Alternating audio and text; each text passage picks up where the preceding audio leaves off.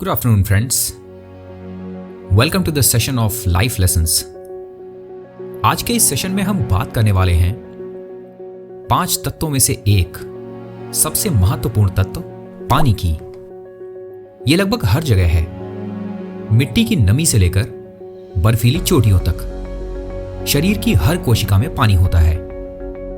स्थान, आयु, लिंग और फैट इंडेक्स जैसे फैक्टर्स के अकॉर्डिंग एक औसत इंसान में 55 से 60% तक पानी होता है।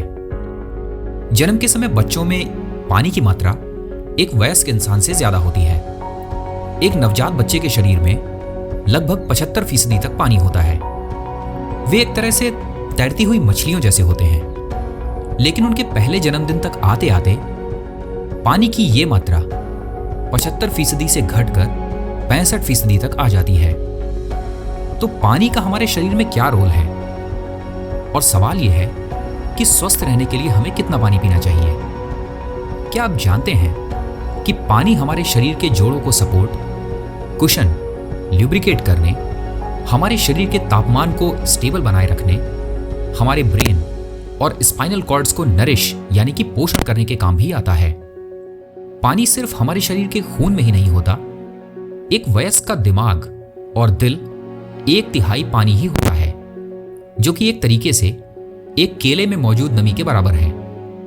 हमारे फेफड़े एक सेब के बराबर यानी तकरीबन 83% तक पानी से बने हैं। यहां तक कि सूखी इंसान की हड्डियों में भी 31% तक पानी होता है। अगर हम बेसिक तौर पर पानी से बने हैं और पानी से ही घिरे हैं, तो फिर हमें पानी पीने की इतनी ज्यादा जरूरत क्यों है?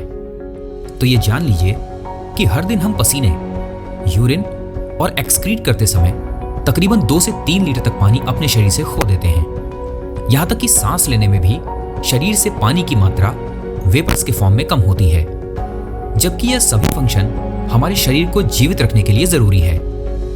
हमें अपने शरीर से कम हो रही इस पानी की मात्रा को लगातार पूरे करने की जरूरत होती है। खुद को डिहाइड्रेशन या फिर ओवर डिहाइड्रेशन से बचाने के लिए शरीर में पानी के लेवल को बनाए रखना बहुत जरूरी है। डिहाइड्रेशन या ओवर डिहाइड्रेशन दोनों ही हमारे स्वास्थ्य पर बुरा असर डालते हैं। पानी की कमी होने पर हमारे ब्रेन के हाइपोथैलेमस के sensory receptors anti diuretic hormone के रिलीज होने का सिग्नल देते हैं। जब यह सिग्नल किडनी तक पहुंचता है, तब किडनी एक्वापोरियस का निर्माण करती है। ये ऐसे चैनल्स होते हैं जो हमारे ब्लड को पानी एब्जॉर्ब करने और उसे रोके रखने में मदद करते हैं, जिसकी वजह से यूरिन कंसंट्रेटेड और डार्क कलर की हो जाती है। डिहाइड्रेशन के बढ़ने से शरीर की एनर्जी कम हो जाती है। हमारे मूड में, त्वचा की नमी, ब्लड प्रेशर के साथ साथ हमारे सेंसरी ऑर्गन्स को भी हानि पहुंचती है। डिहाइड्रेशन ब्रेन को एक नॉर्मल ब्रेन के कंपैरिजन में ज्यादा काम करना पड़ता है। यहां तक कि हमारे ब्रेन में पानी की कमी की वजह से वो टेम्परेरी अपने साइज में भी कम हो जाता है। ओवर डिहाइड्रेशन ज्यादातर कम समय में जरूरत से ज्यादा पानी पीने से होता है। एथलेटिक्स ज्यादातर ओवर डिहाइड्रेशन के शिकार होते हैं, क्योंकि उनके शरीर के वाटर लेवल को मुश्किल शारीरिक परिस्थितियों में रेगुलेट करने में काफी कॉम्प्लिकेशंस हो जाती हैं। यहां तक एक dehydrated brain anti diuretic hormone के प्रोडक्शन को बढ़ा देता है, वहीं एक ओवर डिहाइड्रेटेड ब्रेन उन्हें एंटी ड्यूरेटिक हार्मोन्स को ब्लड में रिलीज करने को धीमा करता है। कई बार यह इसे रोक भी देता है। इसका नतीजा यह होता है कि हमारे शरीर के सोडियम इलेक्ट्रोलाइट्स डाइल्यूट हो जाते हैं और शरीर की कोशिकाएं फूल जाती हैं। गंभीर परिस्थितियों में किडनी यूरिन के ज्यादा वॉल्यूम को कंट्रोल नहीं कर पाती। तब हमारे शरीर में वाटर इंटॉक्सिकेशन की वजह से सर दर्द, उल्टियां, कुछ केसेस में दौरे या फिर मृत्यु भी हो सकती है। लेकिन ये बहुत बुरी कंडीशंस में ही होता है।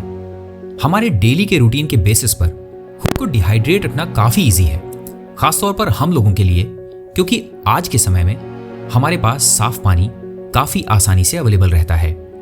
बहुत पुराने समय के पारंपरिक ज्ञान का कहना है कि हमें दिन में कम से कम 8 ग्लास पानी पीना चाहिए, जो कि काफी समय तक सही माना गया।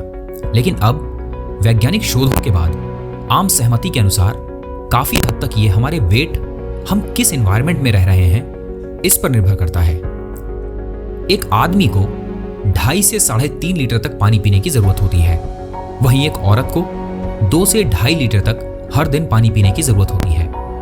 हेल्थ, एक्टिव होने शरीर की उम्र और शरीर के तापमान के अनुसार ये ज़रूरत घटती और बढ़ती रह सकती है। हमारे हर दिन के खाए जाने वाले भोजन में हमारी पानी की 5वीं ज़रूरत पूरी हो जाती है।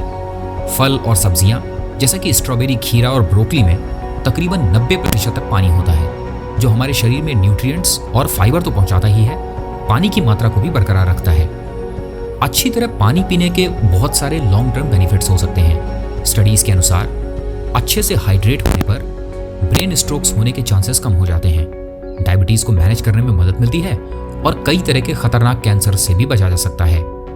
चाहे कुछ भी हो, सही अमाउंट में और सही तरह से पानी पीने से आप कैसा महसूस करते हैं, कैसा सोचते हैं और पूरे दिन कैसा काम करते हैं, इस पर काफ़ी फर्क पड़ता है। और पानी पीने से आप अपने शरीर में होने वाले बदलावों से अच्छा महसूस करते हैं। हमें उम्मीद है कि आज का ये सेशन आपको पसंद आया होगा। यदि चैनल पर नए हैं तो लाइक, शेयर, सब्सक्राइब करना ना भूलें। मिलते हैं आपसे अगले सेशन में।